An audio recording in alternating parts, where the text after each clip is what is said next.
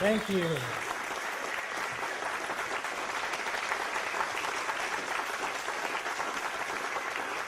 Thank you so much. I am so excited to be here tonight. My name is Richard Gage, AIA. I've been a practicing architect for 20 years, and I'm a member of the American Institute of Architects. I became interested in the World Trade Center high-rise collapses on 9/11 after hearing the startling conclusions of a reluctant 9/11 researcher, David Ray Griffin, on San Francisco Bay Area's KPFA radio, Guns and Butter, with Bonnie Faulkner in March of 2006. This has changed my life radically and launched my own personal and professional quest for 9/11 truth, inspiring me to found Architects and Engineers for 9/11 Truth, which now numbers hundreds of architects and engineers who are demanding a real investigation into the destruction of these buildings.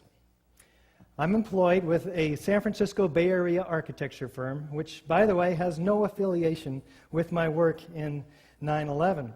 Like many other architects, though, I've designed numerous fireproof steel frame buildings in my career, including these $3 and $10 million gymnasiums and the day-to-day construction administration services for this $120 million high school in San Ramon, California. I'm now working on a $400 million project in Nevada with almost 2 million square feet of retail, parking structure, and fireproofed steel-framed mid-rise office space, with over 1,200 tons of steel framing altogether.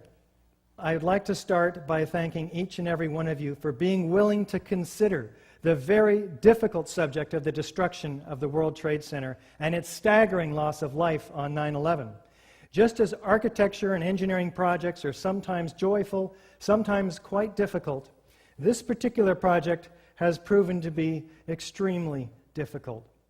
Not difficult in terms of reaching conclusions, but difficult in terms of the implications of those conclusions and finding people who are open-minded enough to be willing to hear the facts about these building collapses. Check out every fact that we point out, because it's extremely important that we know the whole truth about this event. After all, it served as the pretext for the invasion of 2 countries in which already over 1 million people have perished. Also as the pretext for the loss of many of our own cherished liberties here at home in the United States through recent legislation such as the Patriot Act, the Military Commissions Act, and the forthcoming Senate Bill 1959, the Violent Radicalization and Homegrown Terrorism Act, in which many of us can be named a terrorist and have no right to an attorney or trial by jury. Another 9/11 could happen again if we don't dedicate ourselves to finding out exactly what happened and why, and to bringing those actually responsible to justice. What do I mean it could happen again? Well, basically, we're promised another 9/11 by members of the Congress, the media, and the Bush administration, with official statements such as this: the next attack will make September 11th pale by comparison. A nuclear weapon in the middle of one of our own cities. A nuclear terrorist attack on the U.S. could be imminent. Weapon of mass destruction this summer or early fall. It'll be much bigger than 9/11. And Michael Chertoff, a gut feeling that attacks were imminent last summer without any evidence or facts suggesting that. These are among the many reasons that we must peer into the painful part of our recent history and to re-examine the relatively new physical evidence from 9/11 which we have not seen in the mainstream media, and to find out why, for instance, a 2006 poll by the New York Times and CBS reveals that 28% of Americans believe that the Bush administration is lying, and not just about Iraq, but about the events of 9/11. And Time magazine reporting that 36% of Americans consider it likely or somewhat likely that government officials either allowed the attacks to be carried out or carried them out themselves. And an even more recent poll from Zogby in 2007, finding 51% of Americans want Congress to probe the president and the vice president about 9/11. Of even greater concern, another poll that year by Scripps Howard, Ohio University, which found that a shocking 16% of Americans believe that the World Trade Center Twin Towers were brought down by explosives. NIST, the National Institute of Standards and Technology, claims they found no evidence for explosive demolition at the Twin Towers. Later, they admit that they never looked for it. How can you find what you are not looking for? Well, architects, engineers, scientists, and many others looked for it, and it was not hard to find. We've been speaking about it for 2 years now in over 36 cities, in a dozen states, and in Canada. We're proud to be a part of the international 9/11 Truth movement, which is growing by millions every year. We now have hundreds of architects and engineers for 9/11 Truth demanding a real investigation. This is our website. You can find on the right side the bullet points of information that we're going to be going through today. It's ae911truth.org. On the left side, you'll see the PowerPoint. You can step through it at your own pace because you may not have time to follow and read all the text and absorb the information that we're rapidly going to be going through. You can also watch the DVD on the left side, and you can purchase the DVD, of course, online. You can sign the petition after you find yourself convinced that this evidence is something worth looking at. Let's get something clear from the start. The ever-growing number of architects and engineers for 9/11 Truth are not conspiracy theorists. We're building and technical professionals looking at the science-based forensic evidence in the destruction of these high-rises on 9/11. As Joel Hirshhorn, PhD, says, first, let the technical truths emerge. Then, if necessary, cope with the inevitable conspiracy and other questions. Tonight, we're presenting to you the technical truths, the evidence found for the explosive demolition of all 3 World Trade Center high-rise collapses on 9/11, the iconic Twin Towers and the mysterious Building 7. 9/11. Just the utterance of it brings us right back to the terror-filled morning. We were subjected to these shocking attacks, killing thousands of Americans, destroying cultural icons. The 6 years has given us time to step back and examine these events more objectively, to step back from the shock-induced trance, really, to evaluate the relatively new evidence that's only come out in the last couple of years, and to re-examine these 3 high-rise collapses more objectively. Let's begin with an overview of the events of that morning in order to start us off on the same page, looking at the jets and the impacts and how this myth developed. On September 11th, we learned that 4 passenger planes were hijacked and taken radically off course. Within an hour, 2 of the planes had flown into the enormous steel towers of the World Trade Center, creating fires and eventually toppling them.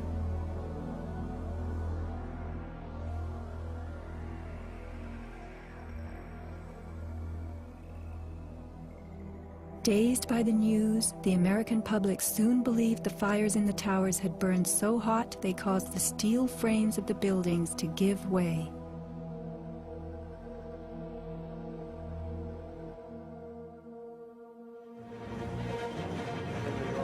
A myth developed, fed by official sources through the media to a bewildered audience. So when it was attacked again, he immediately... Elements of the myth. The impact of the airplanes, gallons of burning jet fuel, steel melting, the buildings failing and suddenly imploding. In a mere 10 seconds, 110 stories hurtled earthward, pulverizing into dust. Right from the start, on the street itself, the official story was born. Come out of nowhere and just scream right into the side of the Twin Tower, exploding through the other side. And then I witnessed both towers collapse, one first and then the second, mostly due to structural failure because the fire was just too intense. We need to look for these kinds of people and these kinds of events that are the first ones interviewed by mainstream media, planting the official story in the minds of people.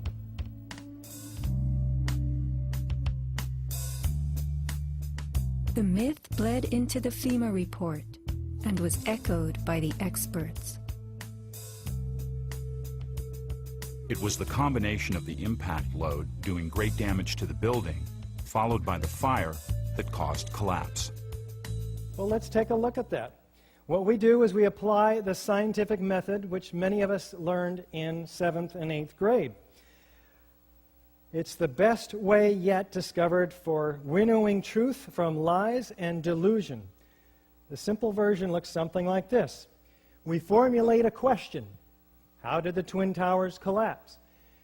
We perform research. We make observations. We construct a hypothesis. We have an idea how it collapsed. It collapsed by fire. It collapsed by explosive controlled demolition. We make some predictions. And we test those predictions and those assumptions with experiments. Objective, verifiable, repeatable experiments. We analyze the results and we draw conclusions. Now, if those conclusions are found to be corroborated by the evidence, we report it in an open, transparent manner where our experiments and our findings can be repeated. If it is not found to be corroborated, we think and try again and construct a new hypothesis with new observations, new research. Buildings are destroyed by a number of different forces, each of which have very different and identifiable characteristics. For instance, fires affect buildings quite differently than controlled demolitions. Fires, by their nature, tend to creep from place to place as they run out of fuel, moving to fresh new fuel sources, leaving the burned out area to cool. So when collapses do occur, and by the way, you'll note that they've never occurred in over 100 examples of very hot, very large, and very long-lasting fires, buildings tend to fall over. They fall asymmetrically. They're burned out on one side organically, if you will. It's a natural process. They don't fall straight down through the path of greatest resistance. Let's listen to Jonathan Barnett from FEMA talk about what fires are expected to do in steel buildings. The way in which steel-framed buildings behave in fires depends on their construction. In this test, done by British Steel in 1995, a large amount of typical office furniture was burned to see what would happen to the heavy steel beams that supported the ceiling.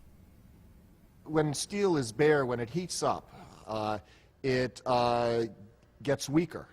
It's not that it melts in a fire. In fact, normal fires are not hot enough to melt steel. Even if you were, for example, to use an unusual fuel like kerosene, you cannot achieve temperatures hot enough to melt steel. But what happens is it starts to lose its strength. And as it loses its strength, it starts to sag. It becomes softer and sags and can no longer support the load. This was the largest test of its kind ever conducted.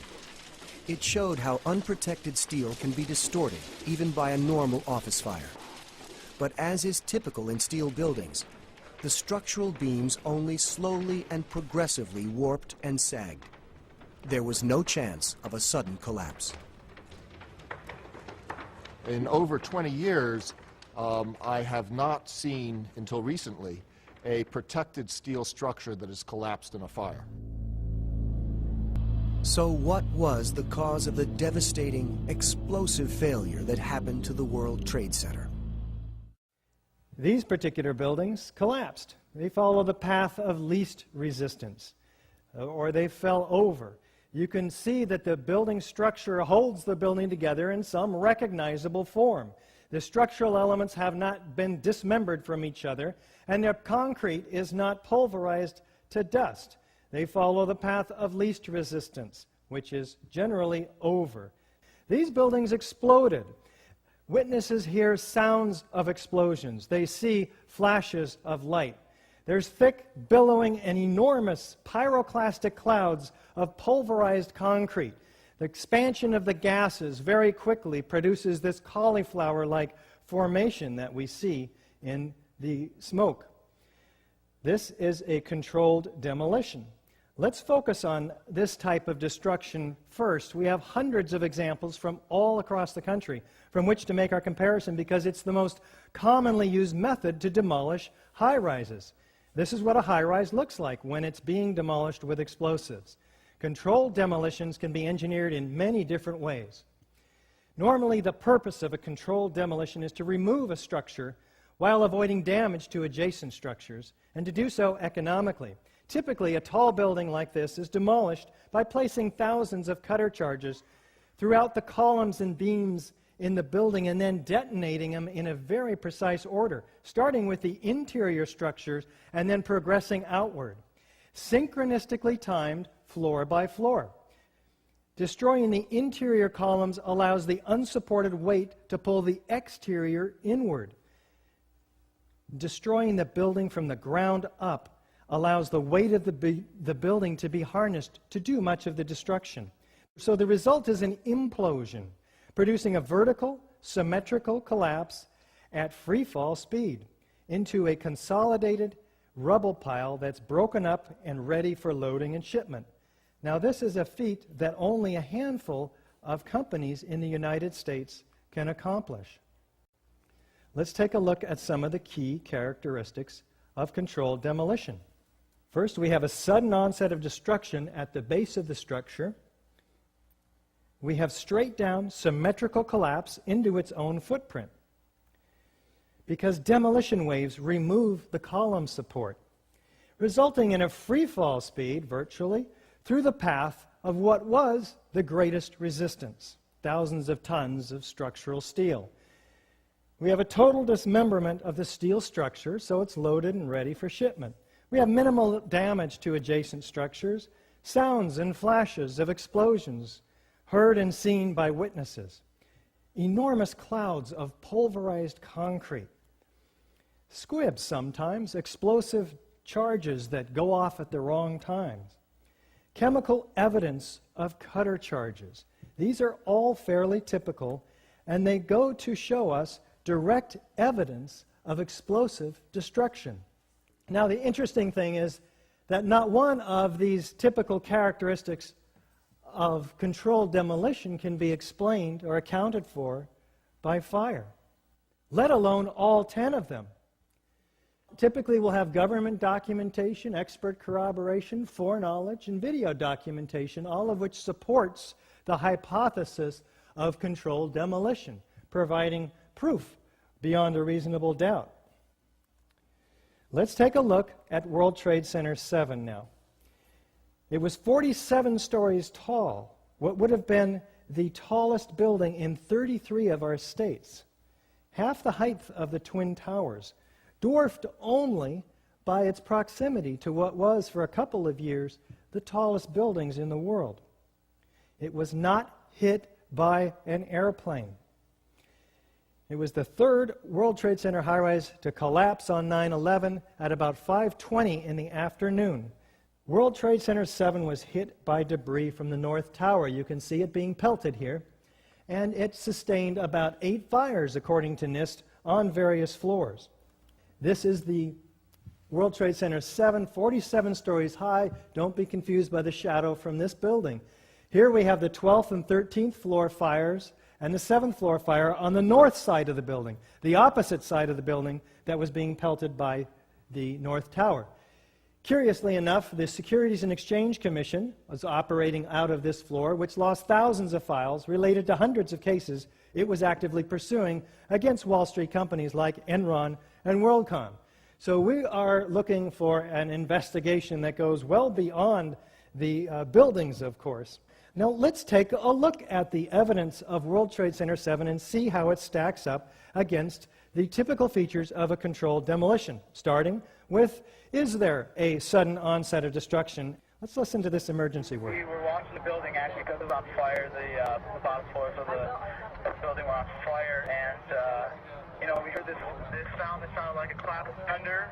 Turned around, we were shocked to see that the building was it looked like there was a shock wave ripping through the building, and the windows all busted out, and it was horrifying. And then, about a second later, the bottom floor caves out, and the building followed after that, and we saw the building crash down all the way to the ground. We were in shock, and then A sound of a clap of thunder, a shock wave ripping through the building, and windows busting out, and then the building coming down. Do we have a straight-down symmetrical collapse into the building's footprint? Let's listen to Dan Rather narrate this collapse for us as we take our first look at the collapse of Building 7. And what you're seeing are high shots. Now, here we're going to show you a videotape of the collapse itself. Describe that. Now we go to videotape, the collapse of this building.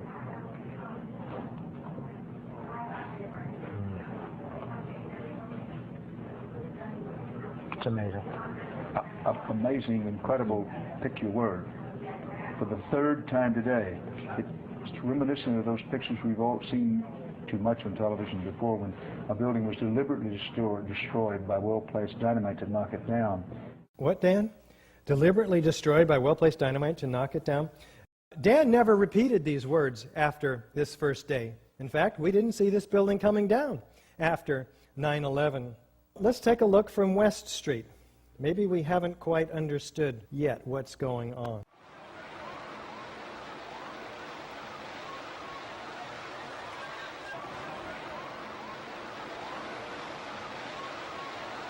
Well, I'm not quite convinced yet. Let's take a look in this side-by-side comparison with a known controlled demolition on the right.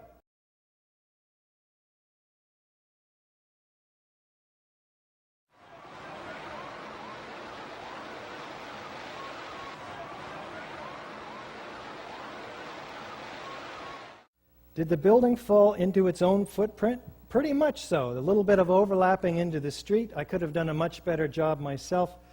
A tidy rubble pile, nevertheless. Do we have demolition waves? And how do these remove the column support? Well, here's a floor plan of Building 7. Now, to bring a building smoothly, symmetrically, into its own footprint without falling over, what we have to do is remove the core columns, because what we want to do is bring the outside of the building in on itself. Now, this involves a high degree of precision that fire is not capable of, being an organic process. We're told by NIST in a December 18th update meeting that we attended via telecon that there is virtually no influence in the collapse from the debris from the North Tower, or the damage caused by it, or from the diesel that may have been spilling out of the diesel line. Why? Well, the east penthouse is the first part of the building to collapse, a few seconds before the global collapse. And so NIST is now targeting column number 79. And so that is where they say the collapse initiated. Do we have a free fall speed of collapse through the path of greatest resistance? Let's listen to David Chandler. We can measure the downward acceleration of Building 7 by video frame analysis. I used a magnifying glass to place markers on the corner of the building on each frame. From this we can get a data table and various graphs. The slope of this graph indicates acceleration, which is shown here to be about minus 10.279 plus or minus 0.6.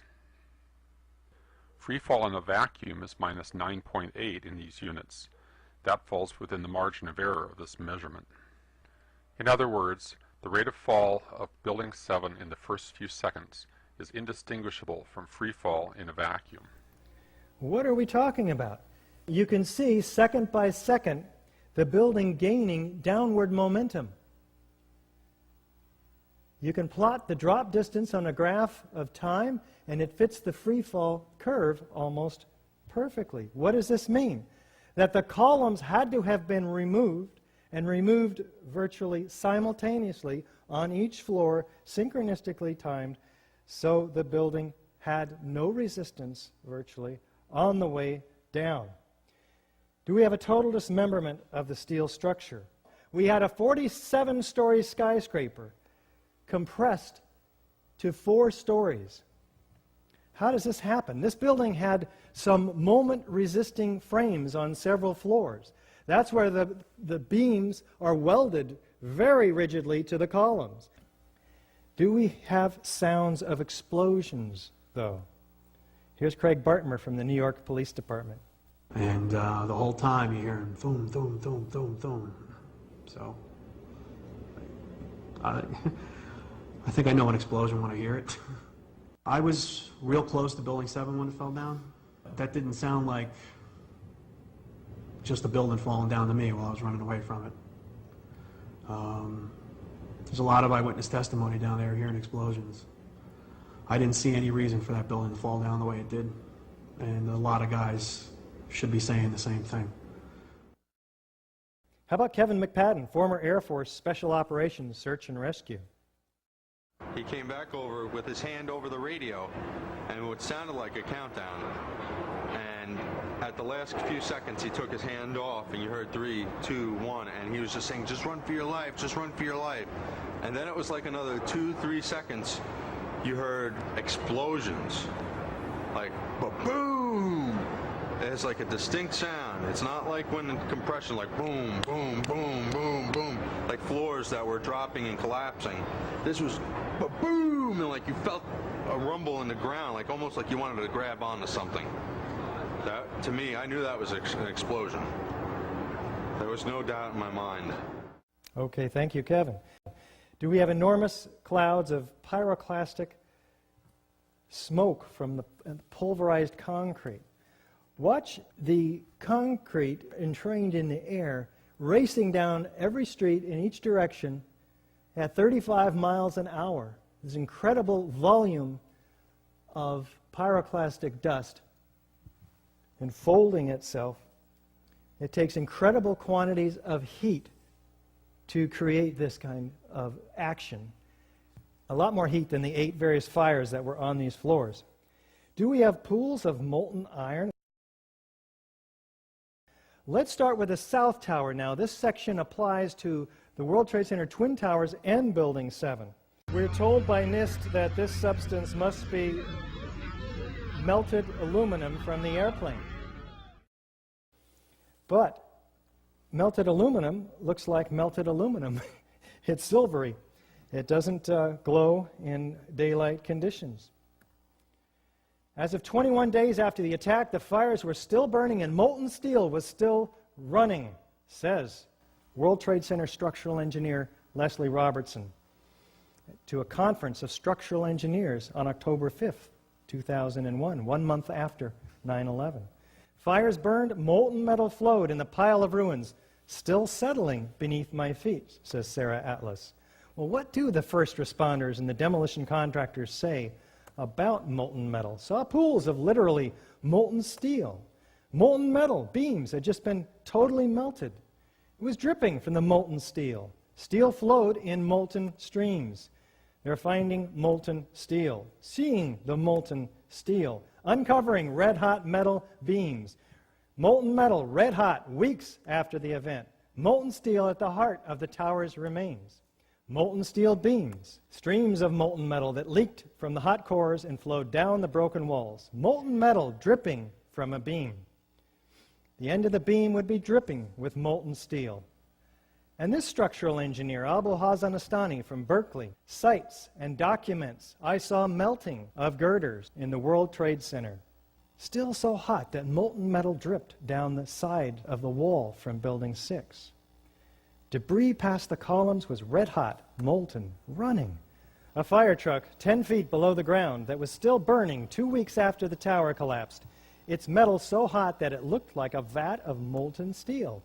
Pieces of steel, still cherry red. One of the more unusual artifacts to emerge from the rubble is this rock-like object that has come to be known as the meteorite. It's this fused element of steel, molten steel and concrete and all of these things all fused by the heat. And architects, engineers, people who work with steel, welders have just never seen the level of destruction and the level of deformation of this material in our lives.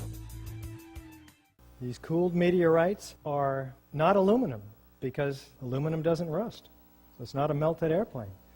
What does the gentleman in charge of the cleanup at World Trade Center Ground Zero have to say about the molten metal? Mark Loiseau, the president of Controlled Demolition Incorporated, told the American Free Press that in the basements of the World Trade Center, where 47 central support columns connected to the bedrock, hot spots of literally molten steel were discovered more than a month after September 11th.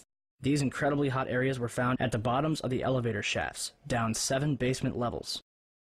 The molten steel was found 3, 4, and 5 weeks later when the rubble was being removed. He said that molten steel was also found at World Trade Center 7. The highest temperature was in the east corner of the South Tower, where a temperature of 1,377 degrees Fahrenheit was recorded. The molten steel in the basement was more than double that temperature. What are we talking about here? Here is Building 7 at A and B, and here is the North Tower and the South Tower. These hot spots are 1,340 to 1,370 degrees. These are the temperatures of the hottest office fires. There was no fire on the surface of Ground Zero after the collapses. What are we measuring here? We're measuring the molten metal that was seen by these first responders 4, 5, 6 stories down below in the basements. That was surely at least twice or 3 times these temperatures. What's the problem with that? Office fires, Eager says 1,200 degrees. NIST claims 1,800 degrees, for which we have no evidence for office fires of that temperature in the Trade Center towers. Well, when something's salmon or lemon colored, it's 1,500 or 1,800 degrees. And structural steel doesn't even begin to melt until 2,700 or so degrees. We're missing 1,000 to 2,000 degrees of temperature, heat energy required to produce this stuff. Where is it coming from? We'll be taking a look at a possible suspect, thermite, which reaches temperatures of 4,500 degrees. Molten metal flowing off the substance held in the jaws of this backhoe. Now, let's listen to John Gross, lead engineer of NIST, tell us about the molten metal from his perspective. I'm curious about the pool of molten steel that was found in the bottom of the tower. I am too. And please tell me about it. Have you seen it? Well, not personally, but eyewitnesses there found huge pools of molten steel beneath the towers, and some scientists don't think that the collapse of the building could have melted all that steel. And physics professor analyzed some of the steel, and Stephen Jones, and he found evidence of thermate residue, which would explain how the buildings collapsed by means of pre-planted explosives. So, have you analyzed the steel for any of those residues? First of all, let's go back to your basic premise that there was a pool of molten steel. I know of absolutely nobody, no eyewitness who said so, nobody who's produced it. You'd get down below and you'd see molten steel running down the channel rails. Like you're in a foundry. Yeah, like lava. Like it was lava from a volcano. Out still on the rubble, it's still, I believe, 1,100 degrees. The guy's boots just melt within a few hours. This is how it's been since day one. Oh, it's unbelievable. And this is 6 weeks later, almost 6 weeks later. And as we get closer to the center of this, it gets hotter and hotter. It's probably 1,500 degrees. We've had some small windows into what we thought was the core at some point, and it looked like an oven. You know, it was just roaring inside. And it was just a bright reddish-orange color. Underground, it was still so hot that molten metal dripped down the sides of a wall from Building 6. I know of absolutely nobody, no eyewitness who said so, nobody who's produced it. What is the problem here? And we have plenty of eyewitnesses who have produced it. Somebody's lying. I'm going to leave it up to you to make your own conclusions. The last fire was not even extinguished for 3 months after 9/11. Tom Manley says you couldn't even begin to imagine how much water was pumped in there. It was like you were creating a giant lake. Well, thermite contains its own source of oxygen. It burns just as well underwater. How about chemical evidence, though? What produced all this molten metal? And what is thermite anyway? Thermite. An incendiary used by the military, thermite is a compound of iron oxide and aluminum, which when ignited sustains an extreme heat reaction, creating molten iron. In just 2 seconds, thermite can reach temperatures over 4,500 degrees Fahrenheit, quite enough to liquefy steel. We know that open-air fires cannot burn hot enough to melt steel, but metal had melted at the base of the towers. Appendix C of the FEMA report describes sulfur residues on the World Trade Center steel. The New York Times called this the deepest mystery of all. Sulfur slightly lowers the melting point of iron, and iron oxide and iron sulfide had formed on the surface of the structural steel. Sulfur used with thermite is called thermate, producing even faster results. NFPA 921 is the guide for fire and explosion investigations. Was it used? They say unusual residues could arise from thermite, magnesium, or other pyrotechnic materials. In a crime scene, which this was an example of, did NIST use the guide? No. They acknowledged they didn't even look for such evidence. But others did. Dr. Stephen Jones performed chemical analysis on the previously molten metal. He did some background research, again part of the scientific method. Thermite would create a characteristic burn pattern with a white ash, a white-yellow hot liquid metal, an intense white reaction zone seen. It would also leave behind chemical evidence. Common elements such as iron, aluminum, copper, calcium, silicon. Unusual elements such as fluorine and manganese left behind also in the residue. These elements here. He sent a sample from this 40-pound chunk of previously molten metal from one of those meteorites. He finds that it's predominantly iron, so we can rule out aluminum from the jet plane. It has small amounts of aluminum, sulfur, and potassium, and manganese and fluorine in abundance. Manganese is from the potassium permanganate, commonly used as an oxidizer in thermite. Fluorine is also used in sol-gel type thermite charges. So these appear to be the thermite fingerprint. Let's take a look at what else Dr. Jones found in the slag from the end of this memorial at Clarkston University. He performs his X-ray fluorescence on this small piece of slag and finds, once again, iron, sulfur, potassium, manganese, calcium. Gel explosives are all a super thermite, tiny aluminum particles in iron oxide in this sol gel. They can be cast into shape. They're like a clay. Lawrence Livermore Lab did research on this, and this invention offers a thermite-based apparatus for cutting target materials.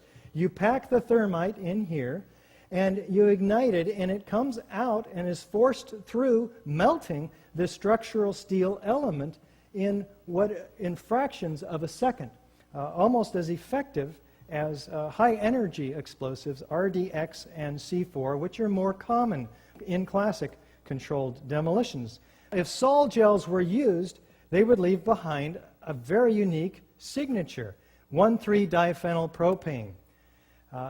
And in fact, EPA finds one molecule in their toxicological studies at levels that dwarfed all others, 1,3-diphenyl propane. Eric Schwartz says we've never observed it in any other sampling we've ever done. But is there evidence of thermite in the World Trade Center dust?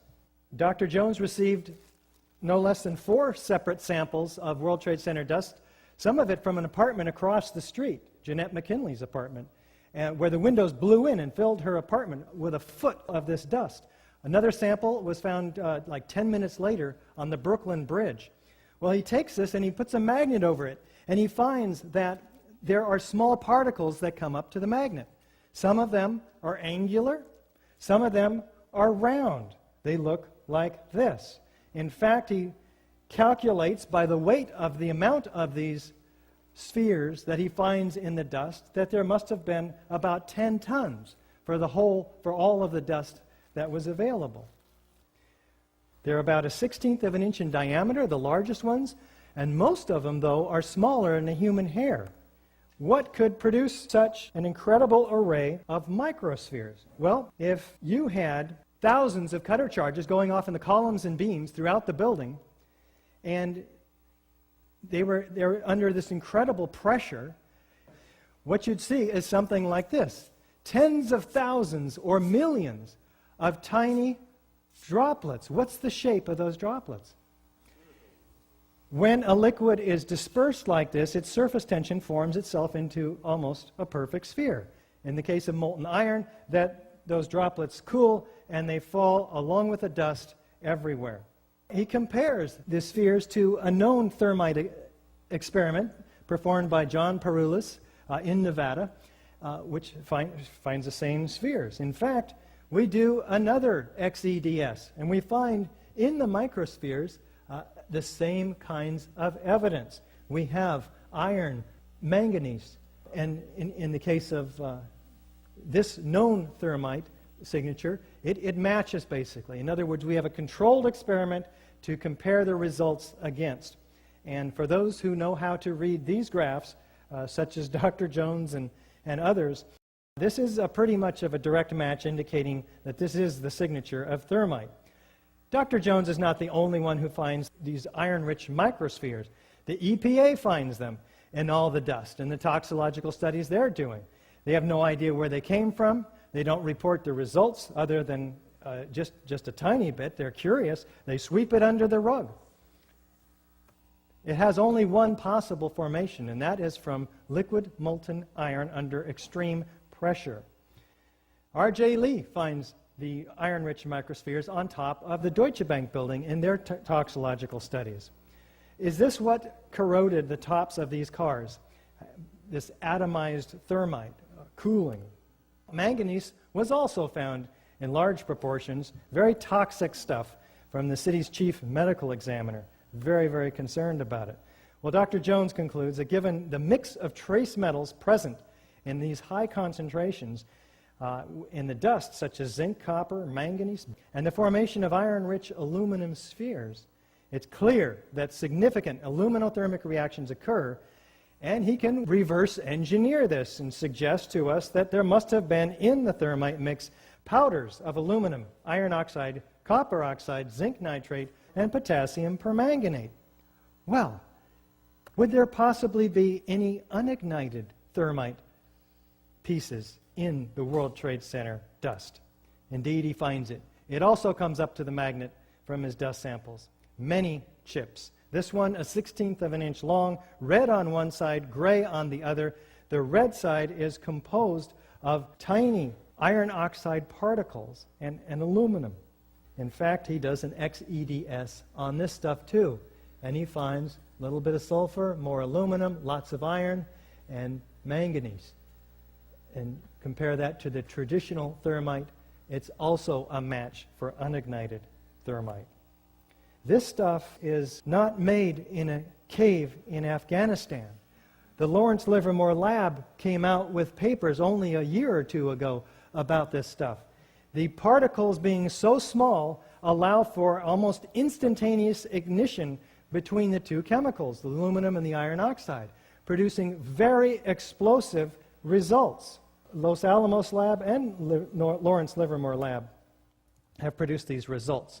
Then he continues his study and finds additional chips that are partially ignited, with spheres embedded in them, indicating that the source of the spheres is, for all intents and purposes, identified very clearly here.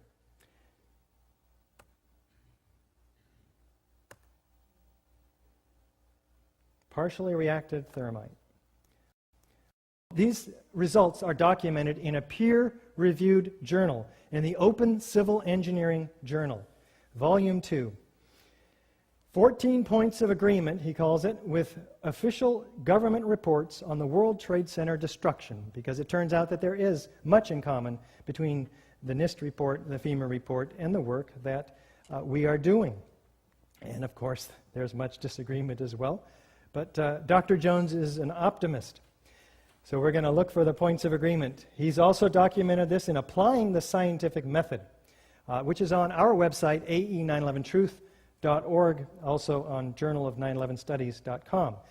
With Dr. Jones and his small team of scientists, through EDS, XRF, and WDS, identifies the components of these spheres and chips, predominantly iron, along with aluminum, oxygen, silicon, 1,3-diphenylpropane. The results, coupled with the visual evidence, he says, at the scene, such as the flowing hot liquid metal, providing compelling evidence that thermite reaction compounds were deliberately placed in both World Trade Center towers and Building 7. Verify the results, please. This must be repeatable. There's lots of dust out there. We encourage everyone who has any samples of this dust to email us at ae911truth.org so that we can get repeatable samplings done. We need a lot of this. Now, all of this is direct evidence of explosive destruction in Building 7. We'll jump back to only Building 7 now. Now, none of these characteristics can be explained by fire, let alone all of them. Why? Well, buildings are protected from fire. High-rise steel frame buildings in particular have 2- and 3-hour fire protection designed to allow the occupants to escape a fire. But even after, in fires that are much longer than 2 hours, larger, these buildings have not collapsed. Why? Let's take a look. Here's New York, 1970, burned 6 hours over 5 floors. Los Angeles, 3.5 hours over 5 floors. Philadelphia, 18 hours over 8 floors. Caracas, Venezuela, burned 17 hours over 26 floors. Not one of these fires brought these high-rises down. In fact, no steel frame high-rise building has ever been brought down by any fire. Yet relatively small and randomly placed fires and a whole lot of smoke is to have brought this skyscraper, Building 7, down in 6.5 seconds after burning in just that afternoon. How about that FEMA report and these investigations? Well, we had 4 investigations starting in 2001 with the ASCE, American Society of Civil Engineers. We're told these are volunteers, but these are not your average PTA volunteers. These guys earn $10 million annually average between them, working for the Defense Department and with their expertise mainly on blast resistance of buildings. Then we have the FEMA report in 2002, which finally got some funding, $600,000. Compare that to the $40 million effort to find out the source of those stains on Monica Lewinsky's dress. This is easily the 3rd worst structural failure in modern history. It deserves a far greater response and resources. In 2002, we had the Silverstein-Weidlinger report, responsible for reversing the theory of FEMA, which came up basically with the pancake theory, or the zipper theory, where one truss pulled away from the columns and then caused the others to pull away, and that chain reaction went around, and then the floors pancaked all the way down. We'll talk about that. Silverstein-Weidlinger report was responsible for changing that theory, because if that were true, it would have been the bolts that broke, and therefore Larry Silverstein, the overall owner of this complex, would not have been paid his $5.6 billion that he's been paid on the insurance settlement. Why? Because that would have been the building's fault instead of the terrorist's fault. So we had to have another theory. And the new theory states that the trusses sagged, pulled in the columns, they blamed the persistence of that connection, and then the columns buckled, and then the whole thing came down. Either way, it's something that we're going to be looking at very, very critically here in a moment. Then we have the NIST investigation, which took over all of these investigations in 2005 and came up with a 3-year, $20 million effort. We'll take a close look at NIST's work. These experts who worked on these buildings all worked from the FEMA report, or most of them, into the Weidlinger report and into the NIST report. These are not independent investigation by any means whatsoever. Let's listen to what FEMA did conclude, because it is interesting. Evidence of a severe high-temperature corrosion attack on the steel, including rapid oxidation, sulfidation, and subsequent intergranular melting. Very interesting. Remember, office fires don't melt steel. What melted this steel? Sulfur formed during this hot corrosion attack on the steel. Here is the intergranular melting documented for all of us. Thank you. Capable of turning a solid steel girder into Swiss cheese, like this former column, wide flange column from the structural steel in Building 7. Now they document this very carefully in their Appendix C. Listen to this. Gaping holes, some larger than a silver dollar, let light shine through. A 1-inch column being reduced to half-inch thickness. Its edges curled like a paper scroll, having been thinned to almost razor sharpness. This was the flange, curled up on itself. This is the web of that wide flange column. NIST swept this entire Appendix C under the rug, and we do not have it in the official report today. Listen to this, though. The collapse of World Trade Center 7 had a small debris field as the facade was pulled downward, suggesting internal failure and implosion. The specifics of the fires in World Trade Center 7 and how they caused the building to collapse remain unknown at this time.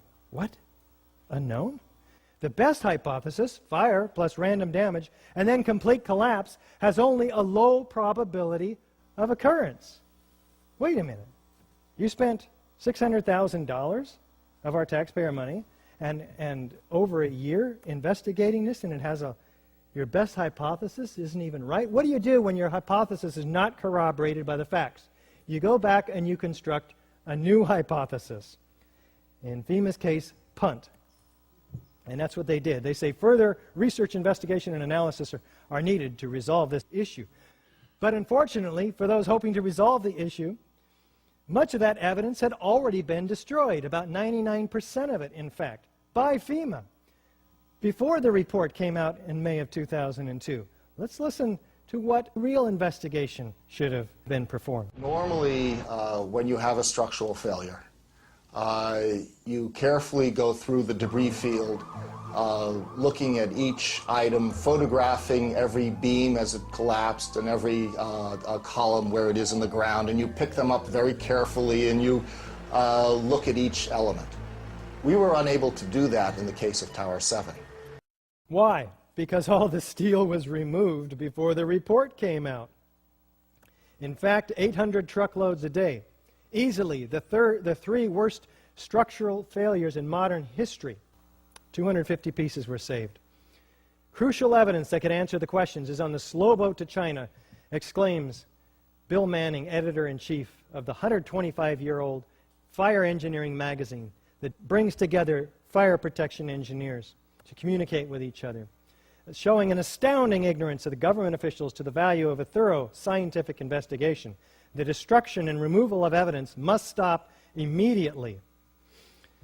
Commission a fully resourced blue ribbon panel to conduct a clean and thorough investigation is what they were calling for. If the evidence contradicts your fire hypothesis, destroy it. That's where our tax dollars are going. How about the 9/11 Commission, which was tasked with giving us the fullest explanation? No. Not one sentence in the 571 pages of the 9/11 Commission report even mentions the destruction of World Trade Center 7. Is this one of the reasons, perhaps, that Senator Max Cleland resigns from the Commission, citing it's a national scandal? The investigation is compromised. How about expert corroboration? How about Danny Jawenko, 27-year controlled demolitions expert? It starts from below. They've simply blown away the columns. It's controlled demolition. A team of experts did this. It's professional work, without a doubt. How about Hugo Bachmann, Professor Emeritus, Chairman, Department of Structural Dynamics at Earthquake Engineering, Swiss Federal Institute of Technology? In my opinion, the building, World Trade Center 7, was with great probability professionally demolished. How about Kamal Obaid with Architects and Engineers for 9/11 Truth, a structural engineer?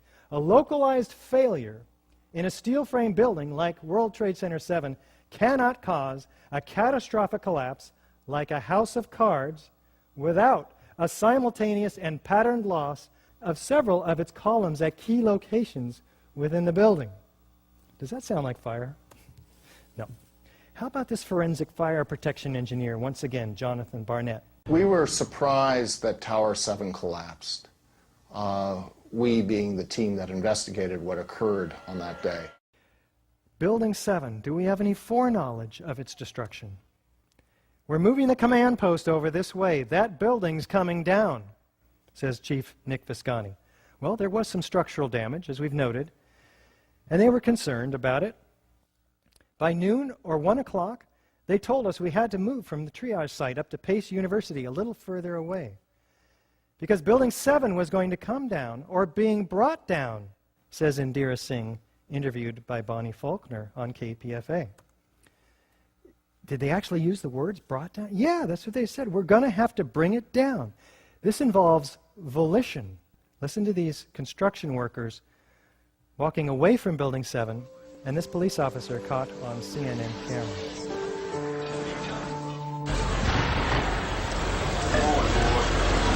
Keep your eye on that building. It'll be coming down. The building's about to blow up. Move it back. All right, guys. We are walking back. There's a building about to blow up.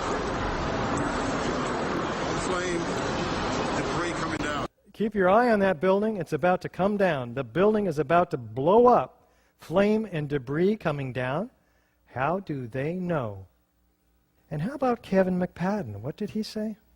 And at the last few seconds, he took his hand off, and you heard 3, 2, 1. Countdown? Does that imply foreknowledge? Do fires bring buildings down to countdowns? Unlikely. In fact, the BBC announces the collapse 20 minutes before it happened. It's true. Jane Stanley is here announcing it. She says the 47-story Solomon Brothers building close to the World Trade Center has also collapsed. And there it is standing behind her. The BBC apologizes for this grievous error, citing the confusing events of the day. But does that make them psychic? Unlikely. Is there some kind of script that's handed out, like the guy on the street, the Twin Towers, who had all the answers? I believe we've shown that Building 7 matches all of the features of controlled demolition in the classic sense. Is it likely that Al-Qaeda could have had access to this building, which had to have been one of the most secure outside the Pentagon? We have to ask ourselves that question a few times, because if they didn't, then who did? This is as far as we go. You need to go farther, and there are resources at your disposal to do just that. I will point them out after we look at the World Trade Center Twin Towers, because as clear as the evidence is for the destruction of Building 7 by explosives, the evidence is even more clear in the case of the Twin Towers. When you look at it with a new pair of glasses and looking at the forensic science-based evidence. Let's get introduced here. Some called it the crowning achievement of the international style, this pair of buildings. Others, heartless modernism. In fact, architect Robert Stern calls it gigantic dumbness, right? It's two squares extruded just to the point where they become the highest buildings in the world. Well, either way, no matter how you feel about these buildings, they did have innovative structural engineering led by John Skilling and his aide, Leslie Robertson, who helped Minoru Yamasaki preserve the simple sculptural purity of his forms. And you can compare this building to the elegant Art Deco of the Empire State Building and come to your own conclusions about design. But it did eclipse the highest building in the world in 1976, but just for a couple of years until the Sears Tower outgrew it. The structural engineering innovations were quite extraordinary, lending the award, the engineering project that demonstrates the greatest engineering skills and represents the greatest contribution to engineering progress and mankind by the American Society of Civil Engineers. Let's take a look at what we achieved. We have 60-foot spans. We have a perimeter structure, which is like a tube structure, and this inner core. Let's take a look at it. Most high-rises up to this time were built on a dense grid of steel or concrete frames all the way throughout the building in a 20 or 30-foot grid. The Twin Towers were built as a tube structure with a very dense, strong mesh of steel surrounding the exterior and acting as a bearing wall, which resists the lateral loads, earthquake, and in the case of this building, particularly wind. Hurricanes up to 140 miles an hour it was designed to resist. This perimeter structure was 14-inch columns, 3 foot 9 inches on center. Inside was this core, a dense grid of 47 immense box columns, 4-inch thick at the base, 2-inch thick at mid-height. Prefabricated floor assemblies with 22-gauge steel decking, over which was poured reinforced concrete and held up by 29-inch deep open-web steel trusses. All of this, by the way, was completely pulverized on this floor structure on 9/11. We'll take a look at that. Now, these trusses were bolted to the perimeter columns and the core columns with these 5/8-inch bolts, which we talked about the different theories about what happened to those bolts. Now, this is a structure within a structure. This dense core structure would have remained standing 1,300 feet in the air if this surrounding, less strong floor structure were to have collapsed around it. In fact, the perimeter structure probably would have been left standing for a while until its lack of support gave in. This is the core columns, 52 inches by 22 inches along the long edge, almost solid steel at the bottom, continuously welded from the bottom all the way to the top. Now, any 1,800-degree fire would have been almost immediately conducted throughout this 100,000-ton heat sink.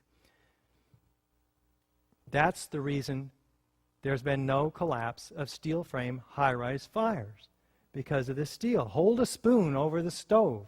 See how long you can hang on to it. Almost instantly, you'll be forced to let it go. Let's take a look at the structural imperative that was given to John Skilling. John Skilling and Les Robertson were the structural engineers who designed the streamlined steel frames of the Twin Towers in the 1960s. Because a wayward Army bomber flew into the Empire State Building in 1945, the towers were built with skyscraper crashes in mind. We had designed the project for the impact of the largest airplane of its time, the Boeing 707. That is to take this jet airplane, run it into the building, destroy a lot of structure, and still have it stand up. The building was designed to have a fully loaded 707 crash into it. That was the largest plane at the time. I believe that the building probably could sustain multiple impacts of jetliners because this structure is like the mosquito netting on your screen door, this intense grid, and the jet plane is just a pencil puncturing that screen netting. It really does nothing to the screen netting. A very robust structure, in fact. The forces coming down routed themselves around. They arched around the opening created by the airplane. In fact, Iger says the towers withstood the initial impact of the aircraft. This ability to withstand the initial impact is hardly surprising, given the robust nature. Now, we have the North Tower being hit at 8:46 in the morning, and about 102 minutes later, after fires traveled around the floors and up the floors in the case of the North Tower, the building did collapse. The South Tower was hit about 15 minutes later, and after only about 56 minutes, it collapses, as the fires were in fact diminishing severely. Skilling noted that he designed the towers to take a hit from a Boeing 707 traveling 600 miles an hour. When he was asked if he considered plane crashes, he cites, "Our analysis indicated the biggest problem would be the fact that all the fuel would dump into the building, but the building structure would still be there." This is FEMA's theory. We have the sagging of the trusses and the pulling away from the column, and then the subsequent pancaking down. Again, the trusses, one after the other, 6 foot 8 inches, every truss disengaging from the perimeter wall, which what would have to be, at the rate that these buildings fell, that would have been at the speed of sound, the disengagement from one truss to the next, all the way around the building, and then the next floor and the next floor and the next floor. So NIST turns it around and blames the persistence of these connections pulling in the columns, causing the columns to buckle. Now, it's generally more difficult for people to understand that the towers were a controlled demolition because it was so outside of our frame of reference. We'd never seen anything like this. So this, combined with the shock, kept us from being objective. But if you were to plan a fire-induced collapse as a result of airplanes, you'd start the explosions at the point of jet plane impacts. So in World Trade Center 2 and 1, we have all of the key characteristic features of controlled demolitions, but with some of these key differences. We have a beginning of detonation at the point of jet plane impacts, not at the base of the building. In addition, we have not an implosion, but where everything is being exploded outside the footprint. We have squibs, or these mistimed explosions, that occur 20, 40, and even 60 stories down below. And as we already discussed the evidence for thermite in the molten metal and in the dust in the iron-rich microspheres. So let's take a look, starting with the sudden onset. And what is the evidence for this, and how is it produced? Produced by these sounds and flashes from the explosions. Now, the city's fire commissioner, Thomas von Essen, requires all of his EMTs and firefighters to record their experiences, about 500 of them, and in 12,000 pages, as it turns out, collected from 2001 to 2002. The New York State Court of Appeals overturns the city's request to hold on to this information against the lawsuit by the New York Times. They failed, and why was the city holding on to this information? Was it because 118 of these firefighters witnessed sounds and flashes of explosions? We felt the ground shake. You could see the tower sway, and then it just came down. All of a sudden, the ground just started shaking. It shook my bones. Shortly before the first tower came down, I remember feeling the ground shaking. Somewhere around the middle of the World Trade Center, there was this orange and red flash coming out. Initially, just one flash. Then it just kept popping all the way around the building. The building had started to explode. It's like on television, they blow up these buildings. Seemed like it was going all the way around, like a belt. All these explosions. Pop, pop, pop. That's when I heard the building coming down. Saw a brief number of light sources being emitted from inside the building between floors 10 and 15. I saw low-level flashes. We actually heard the pops. You know, you heard the pops of the building. It was blowing out on all four sides. With each popping sound, it was initially an orange, and then a red flash came out of the building. Then it would just go around the building on both sides. I saw a flash, flash, flash, and then it looked like the building came down.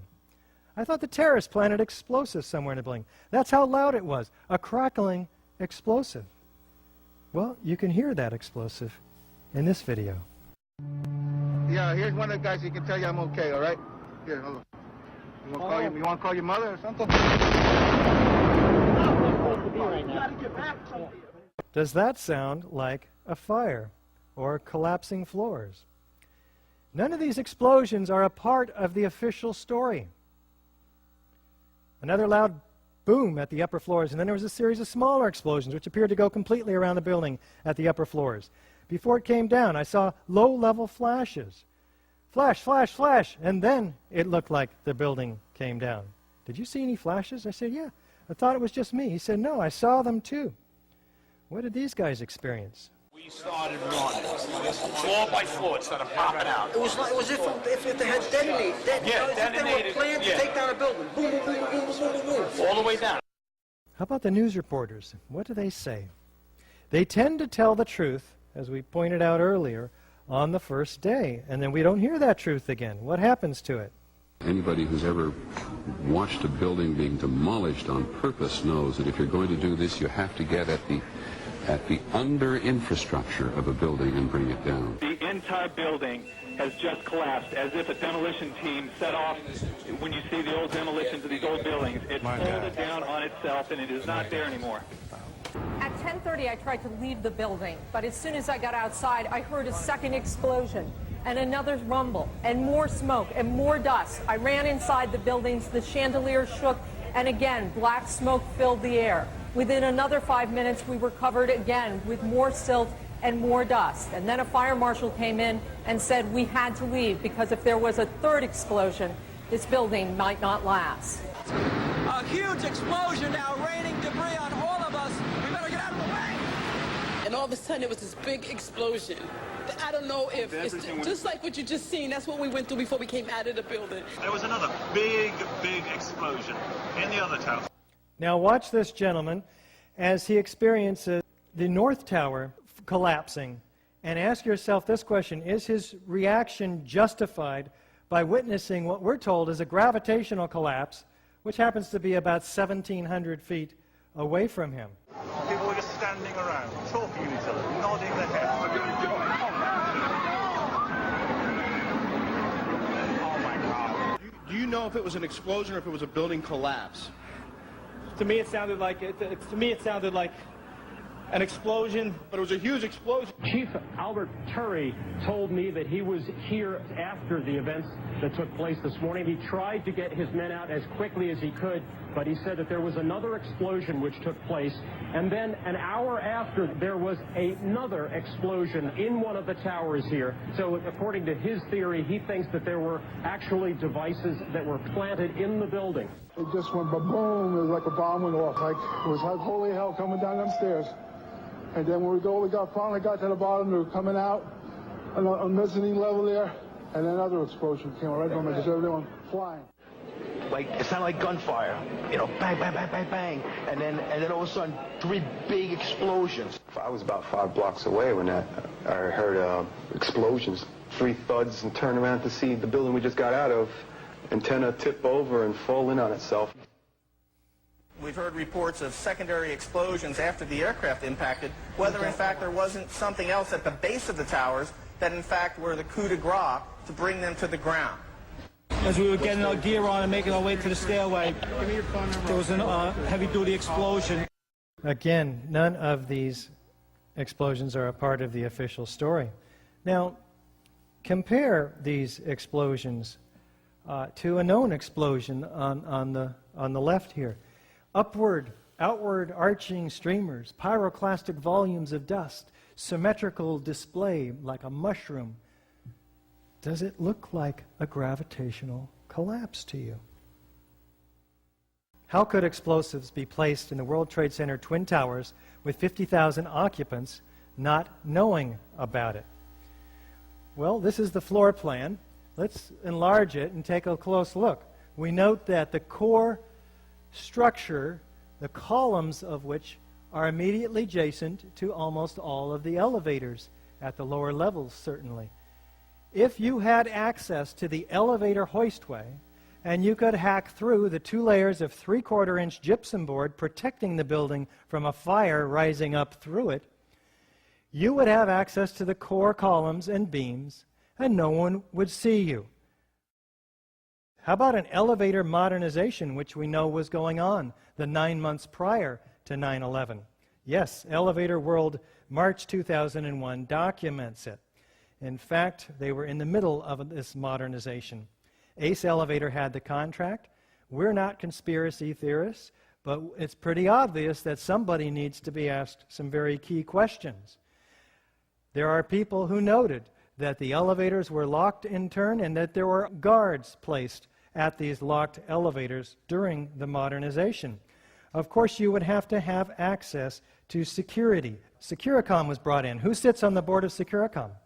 Marvin Bush, the younger brother of George Bush. Let's have somebody ask them some questions. Wireless detonation is common in the industry. You don't need miles of wire, and you can detonate them remotely with great flexibility, in fact. Well, but is there a precedent? And this tells us that it couldn't have been a controlled demolition because it didn't start at the bottom, right? That's where most controlled demolitions start with buildings. Let's take a look and see if there's another way to do it. The words of a senior blaster. We blow the basement, all the columns in the basement. Then we crack it up at the top to get it started. We go every other floor all the way down.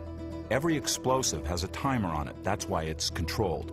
When the columns go, each floor goes down and impacts the one below and keeps going. Mark Loiseau is president of a company called Controlled Demolition. You don't have to go to the top floor. You can go almost anywhere in the structure, and given the right circumstances, you can release all of that stored energy, converting it into what is called kinetic energy. That's energy in motion, and that's what brings the building down. Well, here's a 3-story top-down controlled demolition. Let's count them. 1, 2, 3. Now, these are high-energy explosives, C4 and RDX, very loud booms and very visible flashes. Perhaps the reason thermite was used is because they don't have as loud of these explosions like these high-energy explosives. And they don't have the flashes that these do either. Here's a 20-story middle-down controlled demolition. You can start demolitions from wherever you would like. Let's look at the North Tower now.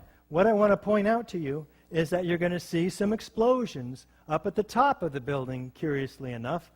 And what's going to happen is this entire section is going to telescope such that half of it, its upper half, is destroyed before there's any movement from the jet plane impacts down. Let's take a look. Here's the first evidence of explosion, and then over here, and then the collapsing. Of course, the violent clouds which are emerging even prior to the collapse. We're going to take a close-up look after this second look. A new fuel source, which very well might be jet fuel that wasn't burned, it's getting new oxygen. Let's take a look now closer up. Right away, we're seeing clouds forming up here. Well, wait, the collapse is supposed to be just down here. But we have asymmetrical damage to this building, right? The plane went in one side, and yet this complete symmetrical collapse, we'll use in quotes from now on, and let's keep going. Unexpected to And one many more of us time. in terms of how swiftly Belts, just like the firemen saw, all the way around the building. they came down. The antenna falls about 12 was meters unexpected to many of first, us in terms of before how swiftly anything it else happened. falls, indicating core column damage first, not trusses pulling away from the perimeter columns. Now take a look at this from the same tower from the bottom, noting the violence underneath the mushroom cloud. The collapse is supposed to be occurring way up here, but down below, as you'll see in this second run, incredible quantities of squibs, explosions bursting out. And on the third time, I'd like to direct your attention to this racing series of explosions down the right side in the corner of this building. About 40 stories below the collapsing building. It gets painfully obvious after a while, doesn't it? The entire building has just collapsed as if a demolition team set off when you see the Note these multiple nodes of these independent explosions. old demolition It's a little different than the North into these Tower, old buildings. It's folded down on but it's still incredibly and it the is not same there anymore. after a while, after all of these explosions developed. Do we have a straight-down symmetrical progression of collapse outside the footprint? We had a 207-foot wide building. FEMA tells us, and you can see in this document, that we have a 1,200-foot debris field, equidistant around each tower. Asymmetrical damage, symmetrical distribution, all through the site, in fact, and beyond. Do we have squibs, or these mistimed explosions? Some believe that these might be appropriately timed explosions. Whatever. In all the videos of the collapses, explosions can be seen bursting from the building 20 to 30 stories below the demolition wave. Here,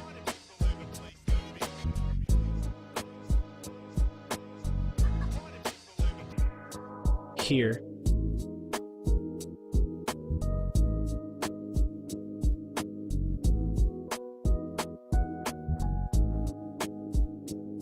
here,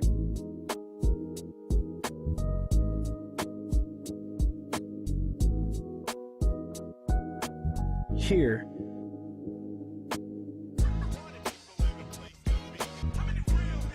here,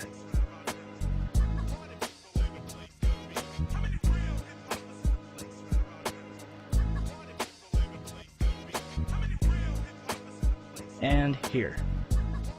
Now, NIST tells us that these are puffs of air being produced by the collapsing building pushing air down the hoistway like a piston. It's got to come out somewhere, right?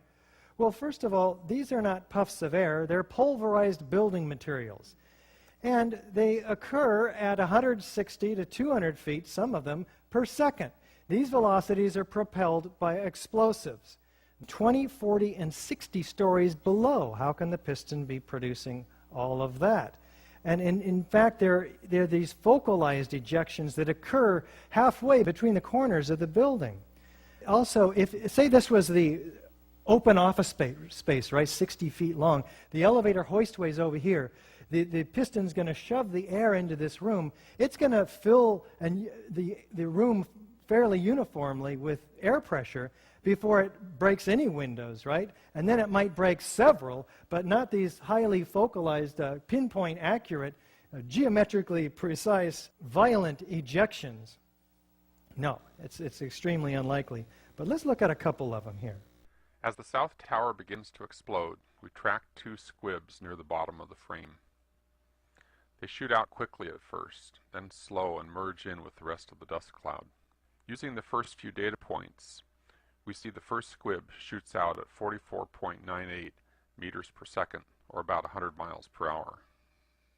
Doing the same for the second squib, we get a speed of 56.3 meters per second, which works out closer to 126 miles per hour. 126 miles per hour of almost instant ejection velocity? Does fire create that? Do we have a near freefall pace through the path of greatest resistance? Let's take a look. Galileo's law of falling bodies calculates the time in which an object will travel a certain distance in complete freefall. Distance, d, equals 16.8 times time in seconds squared. The South Tower was 1,362 feet tall. 1362 equals 16.08 times 84.7, or 9.2 seconds.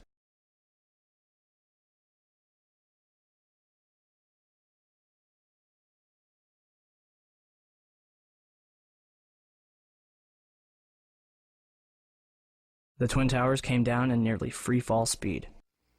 What are we talking about here? Let's just try to put this in perspective with this story problem. We have a 15-story building which we hold with this crane over 95 stories of nothing but air. No resistance, right? Just air resistance. Next to it, another 15-story building held over a 95-story building with, say, 80,000 tons of structural steel in it. Now we're going to pull the lever on these cranes and drop them both at once. I brought a 95-story building with me today. And we're going to just test this theory of NIST's. I've got two 15-story buildings. We've got 80,000 tons of structural steel in this one right here. And we got air resistance here. So let's try it, okay? We'll put them both up here. We'll even give a little bit of impact load too, okay? Ready? 3, 2, 1. Oh my God! The one without any resistance under it hit the ground first at virtually free fall speed. This doesn't take much does it? What happened over here? The building above it met resistance. Through the energy of deformation, it came to a halt. In fact, you'll find on our website, ae911truth.org, that Ken Cutler and Gordon Ross produced these papers, and they show and calculate that, in fact, the building's downward momentum would have been almost immediately arrested. That where is the 15-story building that was driving this building down to the ground at free fall speed? In the first 2 seconds, you saw it reduce half of its mass. It was blown outside. It couldn't have been used to influence the downward progression of the building. In the next 2 seconds, after 4 seconds totally, it's destroyed itself. There's nothing crushing the building. It's tearing itself apart at free fall speed. And it's dismembering the steel structure. In fact, the leading edge of these mushroom clouds are full of perimeter columns, aluminum cladding, and other steel. Let's take a look at the South Tower in terms of dismemberment. See what's going on here. South Tower's on your left. It was hit lower by the aircraft, and as you can see, its descent starts, its rapid destruction starts there, and it begins to tilt to the left. Now, in fact, and it disappears into this cloud. We would expect to see this building, which is already tilted at 22 degrees and continuing its angular momentum, off-center of the building below it. How can it crush it symmetrically at free fall speed when it's already off-center? We don't see it either mangled up in some heap at the bottom down on the pavement. It's been completely dismembered. Let's take a look from below, though, because I'm not quite convinced. We have asymmetrical damage, and yet there's this symmetrical destruction occurring underneath the cloud all the way around the building like the firemen saw, even though this top mass has already fallen over. Free fall speed. Doesn't make sense to me. Steel frame structure was completely dismembered. There are no large chunks of building, only those shards that we saw of the perimeter structure. Does it look like a gravitational collapse to you?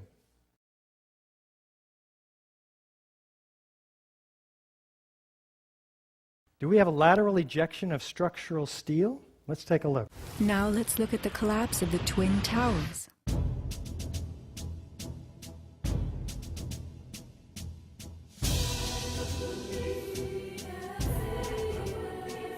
We are seeing explosions rather than implosions, a first in demolition history. A sequenced rumble becomes a roar as debris is thrown outward. The damage is not contained. Windows are blown from neighborhood buildings. What kind of energy enabled this? Would fire hurl metal and concrete sideways into the air? Here, a chunk of steel was flung 400 feet, wedging itself deep into 3 World Financial Center on Vesey Street. A FEMA photographer taking pictures of Ground Zero wondered why so many steel beams were jutting from neighborhood buildings. Watt shot pieces of the towers all the way across the street. In fact, the portions of the tower that had the greatest structural members, the sky lobbies and the mechanical floors, had the perimeter units thrown farther than the perimeter wall units from the upper floors, which theoretically should have, because they're higher, they should have gone farther, right? No, these perimeter units landed on the Winter Garden 600 feet away. Let's take a look at the physics of this. Girders weighing several tons were found 600 feet from the base of the North Tower. How fast they were ejected depends on where they originated. If they came from high in the building, they were thrown outward at about 50 miles per hour. If they came from lower down, the speed had to be even greater. Gravity alone cannot account for such high lateral ejection speeds. In fact, let's take a look at a couple of these specific ejections. Using special software, we can analyze motion on video clips frame by frame. I have placed markers on each frame so we can track a particular projectile. From the markers, we can get a data table and plot various graphs.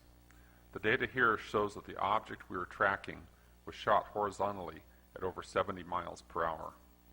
The energy needed to hurl a 4-ton girder at this speed is comparable to the energy needed to hurl a 200-pound cannonball 3 miles. What about those floors, those pancakes? This is a pancake collapse. We're looking for some pancakes down below. This is a 7-story lobby. There's about 2 or 3 stories of stuff in there. We'll take a look at that stuff, but what I'm looking for is 110 floors with this kind of metal decking underneath 4 and 5 inches thick of concrete. An acre in size, each of them. 110 acres of these. How many floors do we find down at the bottom? Not 50? Not 10? Not even 1. We don't even find metal decking down there, or concrete. There's hardly any macroscopic chunks of concrete. What happened to the metal decking? What happened to the concrete? Tom Patrizio brought these floor decks out. 6,000 of them, he says. I couldn't believe it. Not one floor panel, he notes when he comes back to help the cleanup. Pancakes occur in pancake collapses. Enormous pyroclastic clouds of pulverized concrete? Well, where is all the concrete, in fact? Let's listen to Jeff King. One of the most significant things to my thinking that indicates that this could not have been the sort of collapse that we are told it was is the presence of the dust clouds. And as you've seen in the pictures, and I'm sure all of us have seen probably more than we would like, there were very, very large clouds of very thick dust that enveloped the area, that crossed the river, that made it almost all the way to New Jersey from the pictures that I've seen. This type of flow is something that we are familiar with in physics. It occurs in only 2 situations that we know of naturally. One is in volcanic eruptions where a large amount of material is suddenly exploded into the air and basically forms small particles. Thank you, Jeff. How about New York Governor Pataki? And you look, and you see, and there's no concrete. There's very little concrete. All you see is aluminum and steel. What happened to the concrete? The concrete was pulverized, and I was down here Tuesday, and it was like you were on a foreign planet. All of Lower Manhattan, not just this site, from river to river, there was dust powdered 2-3 inches thick. The concrete was just pulverized. And how about this firefighter? You have 2 110-story office buildings.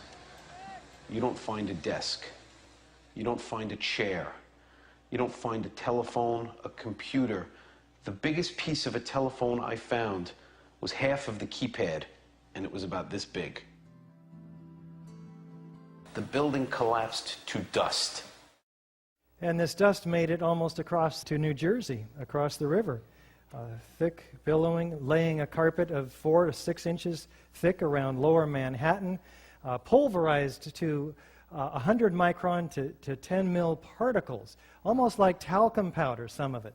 It's very, very fine. Where's the grinder that produced this? 90,000 tons of it. In these clouds that expanded 10 times the volume of the buildings themselves in just 30 seconds. Now, the available gravitational potential in the whole building is about 110,000 kilowatt hours. That's basically the weight of the building times its height above the ground, evened out. But the expansion of these clouds has been calculated to require about 10 times that energy in heat, which produces that expansion. So we have a problem here. In fact, the gravitational potential of the entire building needs to also produce 4 other heat sinks. But first, we have a 15-story building. This part of the gravitational potential alone, it's converted all of its gravitational potential into kinetic energy. It can't do any more work. In other words, it can't fall at free fall speed and then also crush 80,000 tons of structural steel. It can't fall at free fall speed and also grind up 90,000 tons of concrete. It can't fall at free fall speed and create, by friction or anything else, the several tons of molten metal seen by the first responders. The energy doesn't add up. We're talking overall about 50 times the gravitational potential energy of the building to produce all of this phenomena. How about the victims? In April 2006, New Yorkers were distressed to learn that bone fragments, human remains from 9/11, had been found on the roof of the nearby Deutsche Bank building. And how, in God's name, did those fragments get there? And bone fragments less than a centimeter long. How could they be so small? 700 bone fragments, a half an inch long, found on top of the skyscraper across the street? Think about that one. There were 2,749 victims, but only 300 whole bodies were found. 20,000 pieces of bodies found, 6,000 small enough to fit into a test tube. 1,100 victims completely unaccounted for. In other words, no pieces large enough to gain any DNA from, vaporized. 200 pieces were matched to one single person. Can fire and a gravitational collapse account for this massive pulverization of people? We talked about the iron microspheres. We talked about the chemical evidence of thermate in them and in the slag in the ends of the beams. And we talked about evidence of thermite in and unexploded thermite in the dust itself. All of this is direct evidence of explosive destruction. And none of it can be accounted for by fire. Let's have Dr. David Ray Griffin sum this one up for us. These facts taken together render the likelihood of the official theory essentially zero. In fact, each of the 10 phenomena, the likelihood of it occurring without explosives being used is by itself essentially zero. But let's be generous and suggest maybe there's a 1% chance that these things could occur. Virtual free fall speed, straight down, enormous amount of dust. 1% chance. But when you figure up the probabilities then, when you say how many, that 2 of them would occur, 3 of them would occur, by the time you get up to 10 of them occurring without explosive, you're talking about the likelihood of 1 in a trillion. So we can say that the official theory about the towers is disproved as thoroughly as any such theory could possibly be, whereas all the evidence can be explained by the alternative theory according to which the towers were brought down by explosives. The official theory is therefore an outrageous theory, whereas the alternative theory is, from a scientific point of view, the only possible theory. Thank you. How about that FEMA report? What does Engineering Magazine say about it? FEMA investigation is a half-baked farce, Bill Manning says, that may already have been commandeered by political forces whose primary interest, to put it mildly, lie far afield of full disclosure. The structural damage from the planes and the explosive ignition of jet fuel in themselves were not enough to bring down the towers. How about that NIST report? We got $20 million in 3 years. What happened with our tax dollars? Their task was to determine how and why World Trade Center 1 and 2 collapsed, and how and why World Trade Center 7 collapsed. Let's look at their objective. The focus of the investigation was on the sequence of events from the instant of aircraft impact to the initiation of collapse for each tower. For brevity in this report, this sequence is referred to as the probable collapse sequence. It doesn't actually include the structural behavior of the tower after the conditions for collapse initiation were reached, and collapse became, they say, inevitable. Wait a minute. You're going to spend 3 years and $20 million, and you're going to model every turbine in the airplane, and you're going to stop the entire investigation before the real action begins, right when the point where you're going to stop at the point where the truss was sagging and pulling in the first column, and you're just going to stop your analysis? How many engineers did you have working on this? And what are you concluding? They have 10,000 pages in this report. This is the half page that explains everything after that. No analysis.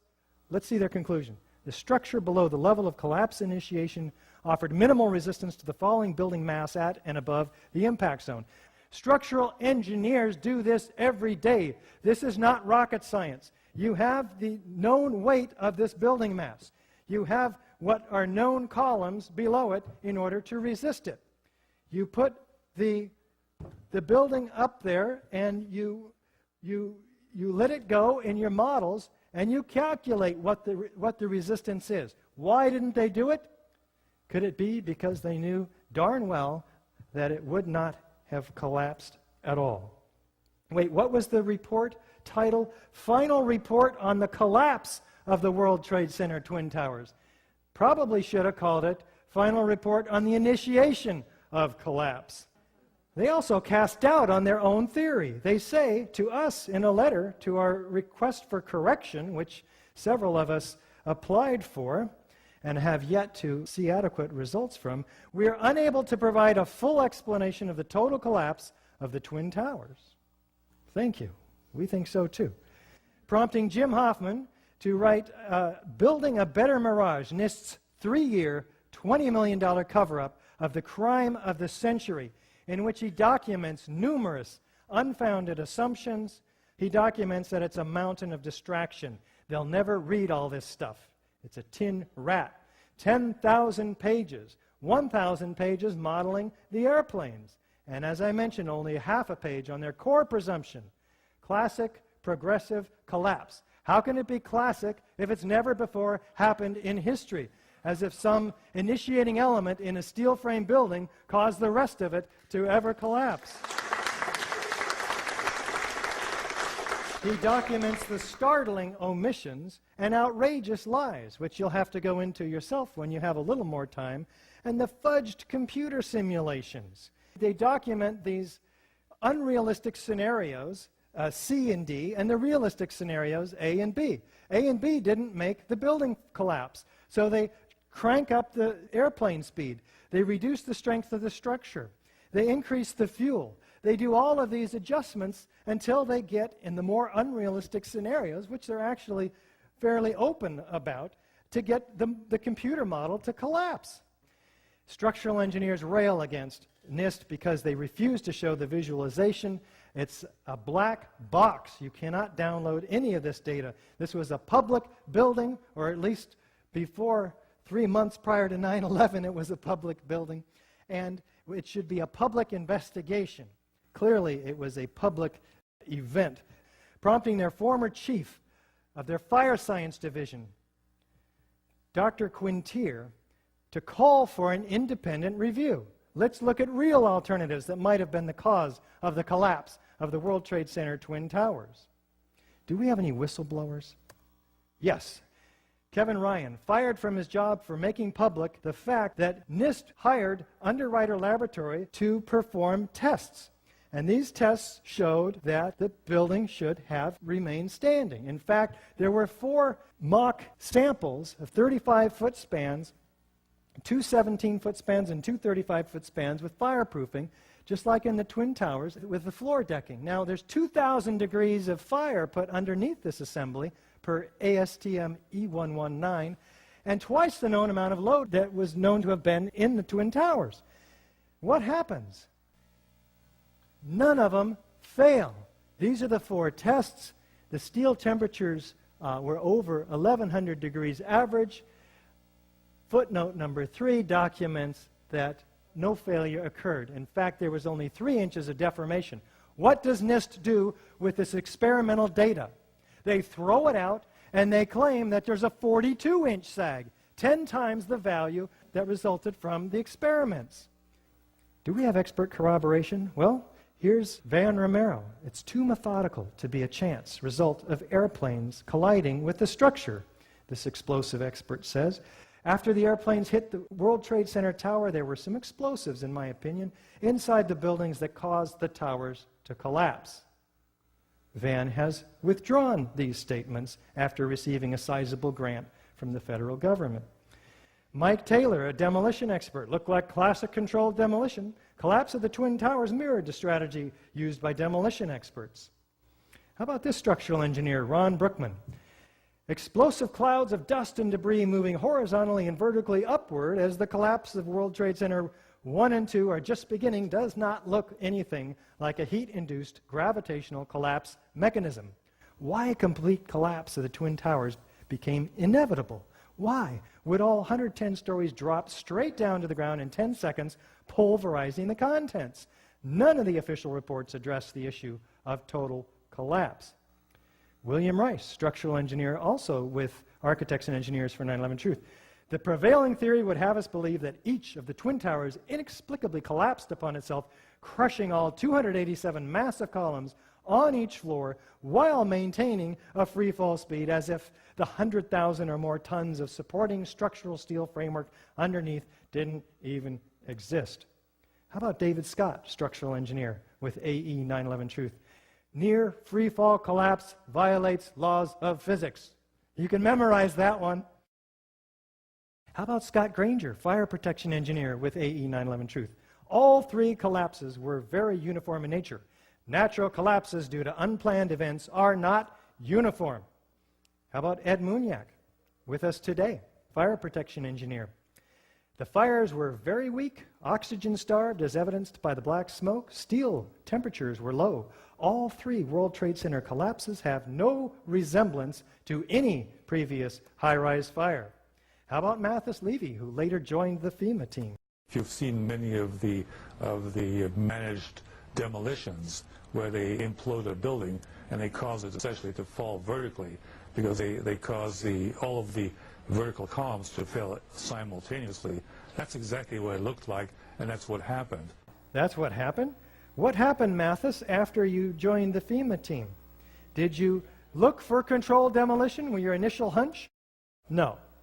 Neither did this gentleman, Ronald Hamburger, who also joined FEMA after saying, "It appeared to me that charges had been placed in the building." Never looked for controlled demolition? How about foreknowledge of these two buildings? FEMA was on site with their exercise Tripod 2. They had hundreds of people from FEMA, federal government, and the state Office of Emergency Management. They were getting ready for a drill in downtown Manhattan for a biochemical attack. This is per New York Mayor Giuliani. Tom Kenny from FEMA says, "We arrived late on Monday night, went right into action on Tuesday." Coincidence? Maybe. Mayor Rudolph Giuliani. I went down to the scene and we set up headquarters at 75 Barclay Street, which was right there with the police commissioner, the fire commissioner, the head of emergency management. And we were operating out of there when we were told that the World Trade Center was going to collapse. Who gave you that warning? Did you warn the firemen and women? We have plenty of video evidence you've seen, and this suggests all the features of a classic controlled demolition, with those exceptions which are atypical of classic controlled demolition. None of these features can be accounted for by fire, let alone all 10 of them. We have supporting evidence. This all goes to support the hypothesis of controlled demolition. It's proof beyond a reasonable doubt. If you're with me so far, you have big problems. It's much easier, given our human nature, to go right into paralysis and take no action because the implications of this are absolutely staggering. We come up with these kinds of questions, which are valid. Our government wouldn't do this to us. Well, we're not saying your government did this to you. Somebody was responsible for this. Somebody, somewhere on the inside. We don't know how high up it goes. We don't know how wide it is. I would have heard about it by now. You are hearing about it now. I didn't hear about it until 2 years ago. It couldn't have been kept a secret that long. Well, the Manhattan Project had thousands of people. It was kept quite a secret for a very long time. I'm not an expert in controlled demolition. Wait a minute. Neither am I. But you are the jury, and you have an obligation to make a decision. Guilty or not guilty is typically the decision. In this case, explosive controlled demolition or fire. You have to take this information, process it through your brain, and come up with a decision and then a course of action. I'm going to help you with the course of action. The decision's a little more difficult. And don't do this. It's too horrible. I don't even want to think about it. I did not even see this stuff tonight, the worst form of denial. You avoid the debate, go back to sleep, and become a part of the problem. And it is a huge problem in America. America is asleep at the wheel. Very few of us know about this. We've got to get motivated with this information and take action based on your response to this rational, scientific, forensic-based information. Work through your fears. Yes, there's fears. If this happened to us, then it could happen again. Then who's in control? Who did I vote for? There are a heck of a lot of questions. We have disbeliefs and mindsets that are contrary to our acceptance of this information. There's no way to get a handle on it for a lot of us. I'm a Reagan Republican. Consider what I had to go through. We got to get informed and inform every other architect and engineer that you can find and everybody else that you know. Support a new investigation. Support these people who demand a new investigation. How about 200 9/11 survivors and family members, 110 military intelligence, law enforcement, and government officials, 170 distinguished professors, 110 entertainment and media professionals, all endorsing a call for a new probe into 9/11.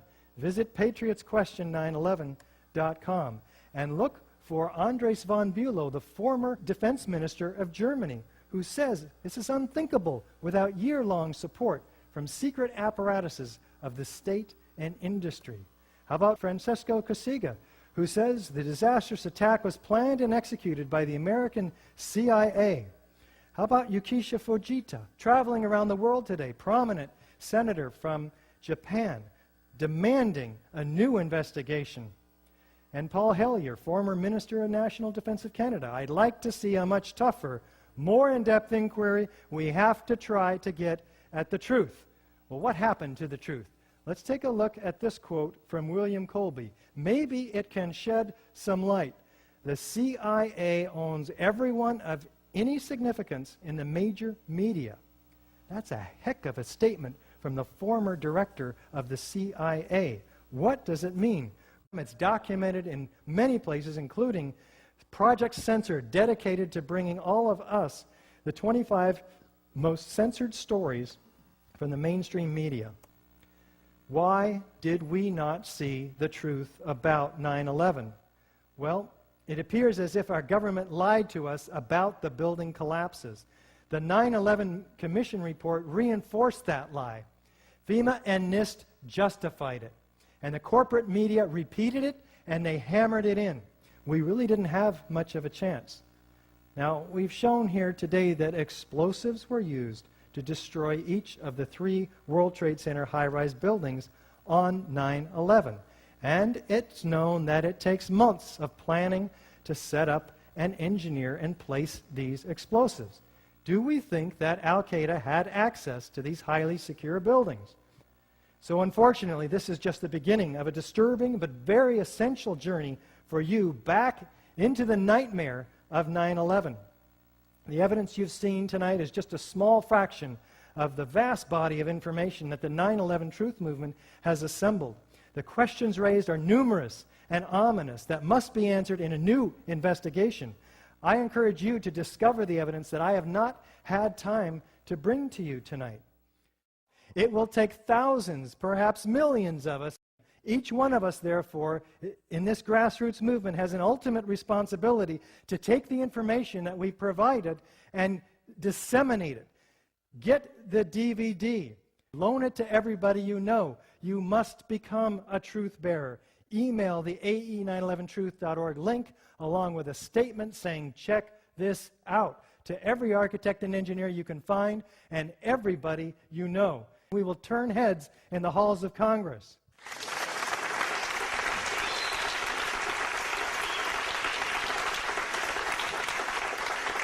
Check out the other great DVDs, including 9/11 Mysteries, which you've heard several clips from tonight, and some great books by David Ray Griffin, including The New Pearl Harbor and his latest book, 9/11 Contradictions.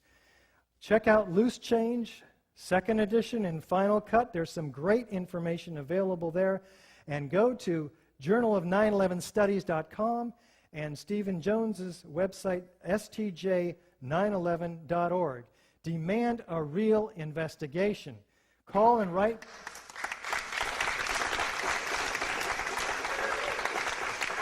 Call and write your elected representatives. Write your local television stations, radio stations, newspapers. Call in to talk show hosts. Write to national TV and radio networks. Tell everyone you know. Ask questions. Demand answers. Sign the AE911truth.org petition. Sign it demanding a new investigation. Stand up and be counted. There is nothing to fear but fear itself. Everyone can sign, architects, engineers, and all else. We have several categories of people.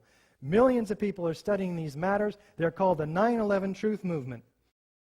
For the average person and for anyone that has looked into this to any degree, there is no shortage of information, evidence that, of course, the buildings were blown up. Why is it that it is so difficult to get people to simply just look? There is difficulty. I mean, it's not even easy for me as an architect to say, I've been studying this for 2 years. So people aren't open to this. I hear that. Sometimes they are, and it's refreshing. What you need to do is get one of these cards, and we provide it. We got hundreds of architects. We stick our neck out on the line for you. Let them call us conspiracy theorists. All you have to do is say, hey, there's a couple hundred, 400 now, architects and engineers demanding a new investigation. What do you think? You know, you're not saying, hey, I'm a conspiracy theorist. Here's my conspiracy. No. Blame us and ask them, what does this picture look like to you? I'm just curious. 9 times out of 10, they'll say, it's an explosion. It's a mushroom. It's a volcano. It's incredible the responses you get. Support us by becoming a sustaining member. You can make a difference. We are a nonprofit organization that has our hands tied for lack of funds. We need to get the word out to the building professionals. For $10 a month, as little as that, you can become a sustaining member. Architects and engineers for 9/11 Truth are at the apex of the 9/11 Truth movement. Why? Because we have those who have the necessary credibility to raise eyebrows and gain attention. We need to get the vinyl banners, the DVDs, and the brochures into the hands of the real heroes of the 9/11 Truth movement, the people willing to get the message out on the street. We Are Change, Truth Action, Project for a New American Citizen. These folks need your support.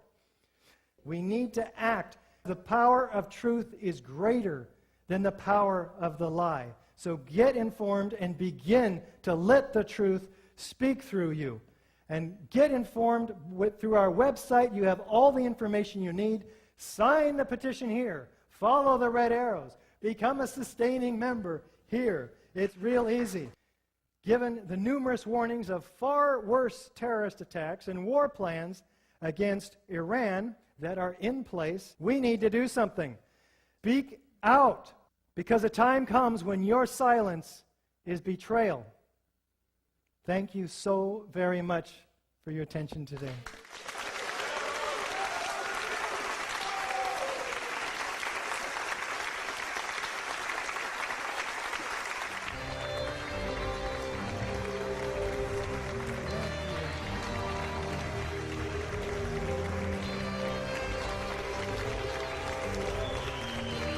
Thank you so very much.